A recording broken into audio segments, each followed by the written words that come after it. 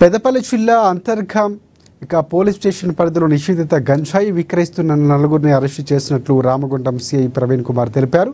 ఈ మేరకు అంతర్గాం పోలీస్ స్టేషన్లో ఏర్పాటు చేసిన మీడియా సమావేశంలో వివరాలు వెల్లడించారు. పెద్దపల్లి జిల్లాకు చెందిన సాయి ప్రదీప్, శివకుమార్, మహబూబ్నగర్కు చెందిన మహబూబాబాద్కు చెందిన యశ్వంత్, భూపాలపల్లికి చెందిన కమల్ ముఠాగా ఏర్పడి ఇటీవల ఒరిస్సా నుంచి తక్కువ రేటుతో గంజాయిని తీసుకొచ్చి స్థానికంగా విక్రయించేవారు.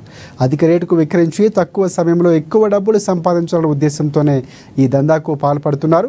పగడ్బందీ సమాచారం మేరకు నలుగురు నిందితులను అదుపులోకి తీసుకుని వారి వద్ద నుంచి 7,50,000 రూపాయలు విలువైన గంజాయిని స్వాధీనం చేసుకున్నామని సిఐ పేర్కొన్నారు. ఒరిస్సా రాష్ట్రానికి వెళ్ళి అక్కడి నుండి ఒక 15 కిలోల గాంజాయిని 60,000కు కొనుగోలు చేసి ఇక్కడికి తీసుకురావడం జరిగింది. ఎందుకంటే ఇక్కడ పరిశ్రమ ప్రాంతం కాబట్టి ఇక్కడ వేరే రాష్ట్రము లేబర్స్ ఎక్కువ మంది ఉంటారు కాబట్టి వాళ్ళకి అమ్మితే తొందరగా అమ్ముడుపోతుందని చెప్పేసి, అలాగే ఎక్కువ రేటు కూడా అమ్మాలనే ఉద్దేశంతో ఈ నలుగురు కూడా తీసుకురావడం జరిగింది.